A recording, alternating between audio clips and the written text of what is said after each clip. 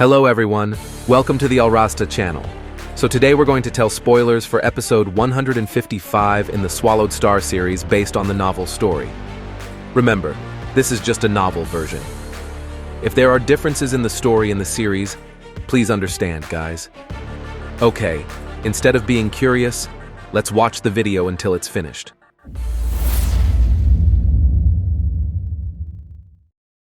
After Luo Feng exited the treasure temple in the abyss of death, long story short, Luo Feng felt the illusory pressure from Devil Mountain. With that, Luo Feng was excited because if there was this illusory pressure, it meant that Luo Feng was getting closer to where Bolan was. Luo Feng flew at high speed, and he finally found an ice wall with many branching caves. Then, Luo Feng randomly entered one of the caves and went inside. However, after exploring the cave, Luo Feng was suddenly faced with many other branching caves. Luo Feng paused for a moment, because it seemed like he had never seen this path before. As a result, Luo Feng was practically a lost boy now. It was said that the memory of a universe-level warrior was like the memory of an advanced computer and could remember well. However, Luo Feng seemed confused by this path, because he had never seen it before.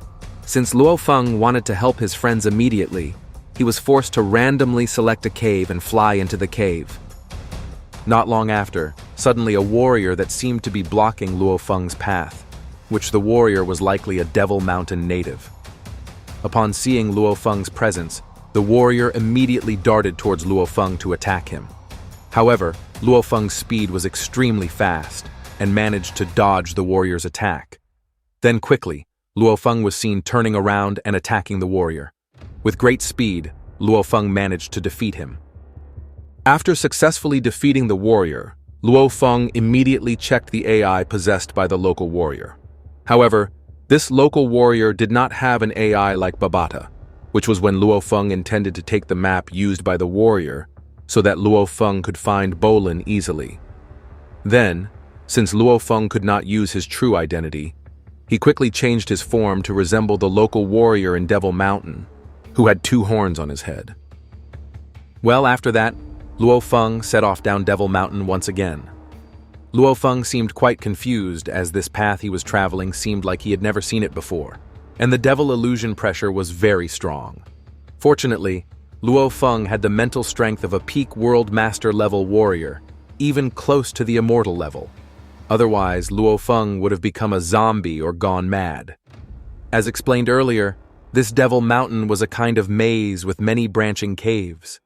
Perhaps here Luo Feng knew the location point of Bolan, but because there were many branching caves, Luo Feng needed a map to find the right path. If you don't follow the path from the map, then it's certain the warrior will get lost, like what happened to Luo Feng now. After walking for a few days, Luo Feng finally obtained an AI from one of the local warriors and was easily killed by Luo Feng. With that, he immediately ordered Babata to hack the AI and pointed out that Luo Feng had finally gotten the right cave path leading to Bolan's current coordinates. Hearing that, Luo Feng was very excited that he could finally find Bolan's whereabouts in this Devil Mountain. However, when Luo Feng was about to arrive at the location where Bolan was, Babata suddenly sensed that his scan detected a World Master level warrior chasing Luo Feng earlier. With that, Babata told Luo Feng to immediately blow himself up, because that meant there was a World Master level warrior near them. Hearing that, Luo Feng frowned because basically, Luo Feng was now not too afraid of World Master level warriors, but Babata also sensed some warriors at the similar universe stage who were fighting. Babata figured that they were Luo Feng's comrades who were likely fighting with Mo Luo. On the other hand, Wu Qi is currently secretly watching Mo Luo fight with Rong Jun while recording the battle. On the other hand, because Wuka was seriously injured, Rong Jun was forced to face Mo Luo alone. But unfortunately here, Rong Jun seems unable to keep up with the strength of Mo Luo, who has speed and invisibility techniques that trouble Rong Jun. And just as Mo Luo was about to land a fatal attack to end Rong Jun, Luo Feng came in at high speed, along with a rattan-rubbed cloud that instantly bound Mo Luo. With Luo Feng's increased strength, Mo Luo was unable to untie Luo Feng's rattan-rubbed cloud. Here, Mo Luo was surprised that Luo Feng was still alive from the previous fall into the abyss of death. Well, Luo Feng was suspicious of Mo Luo because of the series of events that were suddenly attacked by Pa Tuo and his group. Luo Feng used his mental techniques to see the contents of Mo Luo's memories like he did with Pa Tuo. Luo Feng was suspicious if Mo Luo was in cahoots with Pa Tuo and his group. But suddenly there was a blue flame that immediately attacked Mo Luo and immediately executed him in the middle of Luo Feng's rattan-rubbed cloud. When that figure appeared, Luo Feng knew that they were Wu Qi as well as the other 4 warriors in his group. In an instant, Wu Qi was already in front of Luo Feng. Seeing this, Luo Feng gave him a cold stare and prepared to launch his attack.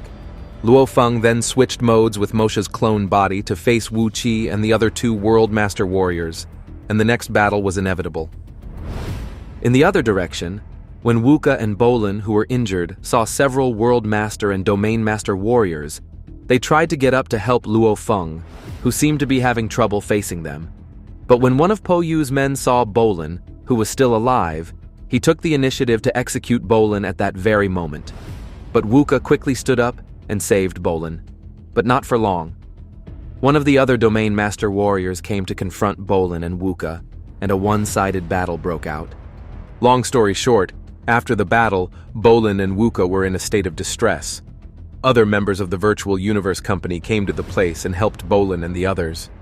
It was likely that here they had come from a distress call from Rong Jun, who was facing a difficult situation.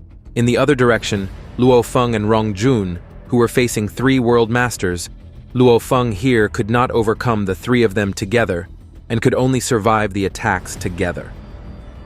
Due to the unfavorable situation, Luo Feng and the others were forced to choose to escape with the help of rattan-rubbed cloud, who tied up the helpless Wuka and Bolan. Seeing Luo Feng and the others fleeing, Wu Qi and his group were quickly able to dispatch Luo Feng and his group. When seeing Luo Feng and the others cornered, the 2 Domain Master warriors who didn't want to linger long to finish off Luo Feng, and the others quickly fired Po Yu's E9 laser, along with the attacks of the other 3 World Master warriors who used their blue flame bursts. And finally, boom! Then did Luo Feng survive the incident? Okay.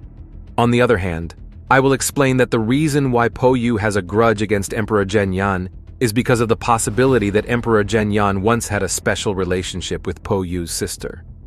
I don't know the details of the woman's relationship with Po Yu, because there is no explanation in the novel, and this is just my personal assumption. And we can see that the woman physically looks similar to Po Yu, and in this case it's possible that the woman died, maybe to save Emperor Zhenyan or for other reasons. So Po Yu has a grudge against Emperor Zhenyan, and possibly in the next episode, Po Yu threatened Emperor Zhenyan to punish Luo Feng for being a traitor and killing another genius, which was a lie. Next, I will explain how Luo Feng managed to survive the E9 laser shot and the blue flame attack from the World Master figure. It is likely that when the situation was squeezed, Luo Feng suddenly took out a spirit weapon named Luof Floating Weapon as a trump card. For those who have forgotten, the weapon was obtained by Luo Feng in the previous treasure temple in the form of a gold-colored board. And with this weapon, it is likely that Luo Feng was able to withstand the deadly laser and blue flame attacks from Po Yu's warriors.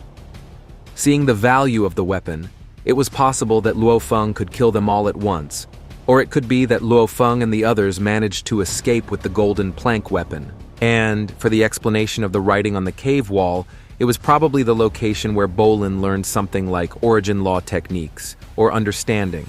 And at that location is also the place where Bolan was suddenly attacked by Mo Luo, which made Bolan immediately injured and escape. And at that time, Luo Feng also happened to pass that location, which made Babata notice the blood and mysterious writing. To be honest, in this spoiler I only assume and analyze from the review in episode 155, which I slightly combined with the novel version. Because of the explanation of the story from the novel version, after Luo Feng managed to get the inheritance in Devil Mountain, he immediately left Devil Mountain. And for earlier, there are actually a lot of characters that are not explained in the Donghua version. If you want me to explain the novel version that doesn't fit in the Donghua story, you can request it in the comments column. Okay? Thank you to those of you who have watched until the last minute. The final word from me. Bye.